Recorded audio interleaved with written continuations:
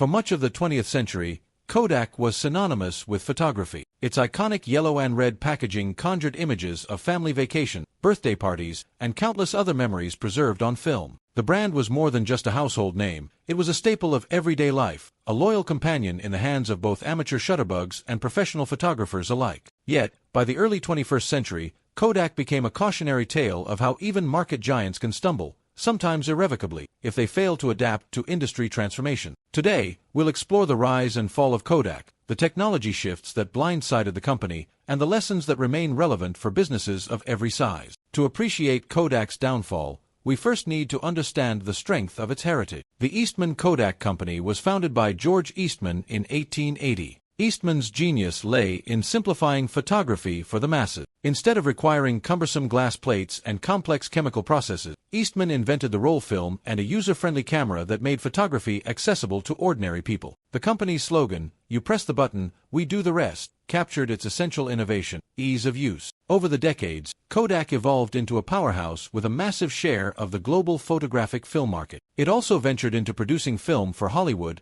X-ray films for hospitals, and, later, consumer electronics accessories. By the mid-20th century, Kodak had become nearly synonymous with film photography. If you wanted to capture life's special moments, odds were you reached for a Kodak camera loaded with Kodachrome or other Kodak film. As technology progressed, hints of a digital future emerged. Innovations in semiconductors, image sensors, and computer storage led to the early days of digital imaging. Although film remained dominant for decades, savvy observers recognized that digital technology would eventually yield cameras that required no chemical development process. One lesser-known fact is that Kodak was actually at the forefront of digital imaging research. As early as 1975, a Kodak engineer named Steve Sasson developed one of the first digital cameras, a bulky prototype that used a CCD sensor and stored images on a cassette tape. In other words, Kodak wasn't blindsided by the invention of the digital camera. It was intimately aware of the possibilities and, in many respects, was way ahead of competitors in the research stage. Yet, even with these early innovations, Kodak faced an internal struggle. The company's profits were deeply tied to film sales and the associated development processes. Embracing digital fully would mean cannibalizing its existing product line, sacrificing short-term revenue for what might become future profitability. This dilemma is not unique to Kodak.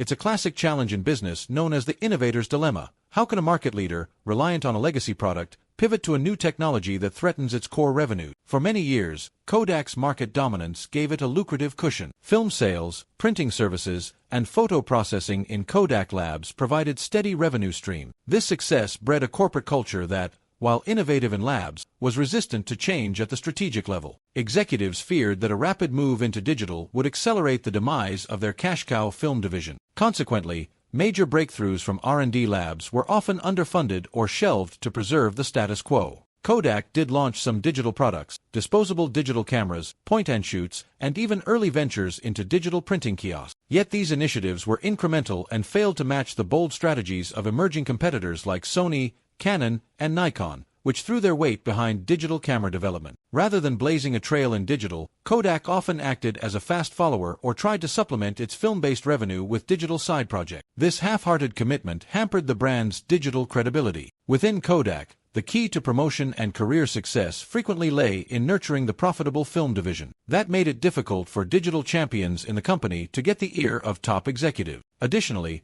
the organizational structure was geared towards selling film, not software or sensors. By the time the market showed clear signs that film was on the decline, Kodak was left playing catch-up in a space where upstarts and more agile electronics companies had stolen the spotlight. By the early 2000s, digital cameras were rapidly becoming mainstream. Consumer models were dropping in price while offering higher resolution each year. The convenience of viewing and deleting photos instantly, and never needing to purchase or develop film, was irresistible to consumers. Moreover, as broadband internet spread, the rise of online photo sharing, and eventually social media, accelerated the shift away from physical prints. As digital cameras grew in popularity, film sales plummeted. The same was true for photo processing, which had long relied on dedicated labs or kiosks to develop rolls of film. These segments, formerly Kodak's lifeblood, diminished quickly. The shift wasn't just in consumer market. Professional photographers likewise transitioned to digital SLRs, lured by the advantages of instant preview, faster workflows, and decreasing costs. Ironically, Kodak had already shown it could innovate in software, having introduced early photo editing programs and digital kiosks. But it failed to capitalize on the potential for cloud storage or online photo sharing services, areas that companies like Shutterfly, Flickr, and later Facebook and Instagram would dominate. Had Kodak fully leveraged its brand recognition to build an ecosystem around digital imaging, from cameras to online sharing, it might have held on to its leadership position. Realizing the severity of the digital shift, Kodak tried in the mid-2000s to reposition itself. Strategies included launching more digital camera lines, photo printers, and online services like the Kodak Gallery. The company marketed these products aggressively, often bundling printers and cameras to offer an end-to-end experience. However, these measures came too late. By then, the digital camera market was fiercely competitive, and Kodak's brand was not as synonymous with innovation as it once had been. Kodak made a notable push into printers around 2007, advertising cheaper ink as a selling point. While this approach garnered some interest, it failed to yield the massive consumer adoption Kodak needed to offset its declining film revenue. Other tech titans like HP, Canon, and Epson were already entrenched in the printer space, making Kodak's late entry an uphill battle. Even as Kodak tried to catch up in digital cameras, the next wave of disruption emerged: smartphones. When the iPhone launched in 2007, it began a trend that would eventually make standalone cameras less essential for everyday consumers. People wanted a single device that could take decent photos, browse the web, and run apps. This shift blindsided traditional camera makers. Kodak, which was already lagging behind in the digital camera race, found itself further marginalized as phone-based photography took off. By the early 2010s, Kodak was in dire straits. Film sales were a sliver of what they had been a decade earlier, and its digital ventures weren't generating enough to compensate for that lost revenue. In January 2012, Kodak filed for Chapter 11 bankruptcy protection, marking the end of an era. Under the restructuring plan, Kodak sold off many of its patents, once among its most valuable assets, to tech giants like Apple, Google, and Samsung. It then exited the consumer camera market, focusing instead on business-to-business solutions like packaging, graphics, and professional services. Post-bankruptcy, Kodak emerged as a much smaller entity. Rather than trying to compete as a consumer brand, it pivoted to specialized imaging solutions for commercial application. While it survives to this day in a drastically altered form, it no longer holds the cultural or commercial sway it once did. For many consumers, the downfall of Kodak was more than just a corporate headline. It symbolized the passing of an age when taking pictures involved physical film and a waiting period to see how they turned out. Nostalgia for that era persists in the form of retro photo apps and occasional revival of film photography among enthusiasts. Kodak-branded products still appear in certain markets, often licensed to third parties. Yet the Kodak that once dominated the photography world is largely a memory. Kodak's story is complex but offers clear takeaways for companies of all sizes. Embrace disruption before it embraces you. Kodak's reluctance to commit fully to digital imaging, even though it invented the first digital camera,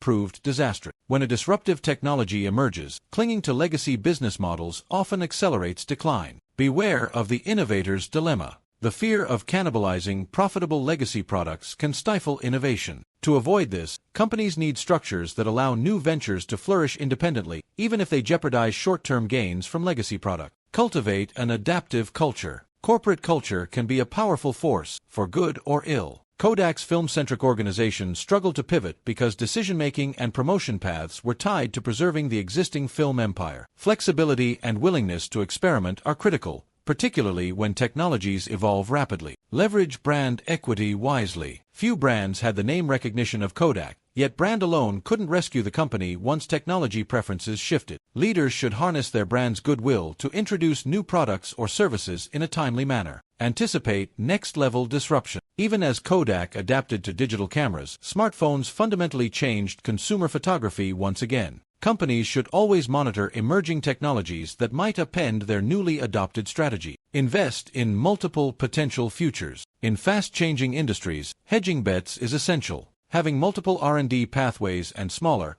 agile teams can help a company pivot swiftly when the market's direction becomes clearer. The Kodak story resonates because it highlights just how quickly technology can upend even the most entrenched incumbents. It's easy to forget how dominant Kodak was in its heyday. At its height, the company employed over 100,000 people worldwide and commanded a significant chunk of the global market for film and cameras. Today, it serves as a reminder that no amount of brand loyalty or historical success can protect a business from irrelevance if it fails to adapt. Kodak's slow demise also underscores the human cost. Thousands of employees lost their jobs due to the company's inability to pivot effectively. Towns like Rochester, New York, which once thrived on Kodak's success, suffered from economic downturn. The tragedy is that Kodak had the technological prowess to lead the digital revolution. It had the talent, the patents, and the early prototypes, but it lacked the strategic will to make bold moves when it mattered most. Some might argue that the digital revolution happened so rapidly that Kodak's downfall was inevitable. But many experts point out that if Kodak had embraced digital imaging and found new revenue streams, perhaps through online photo sharing,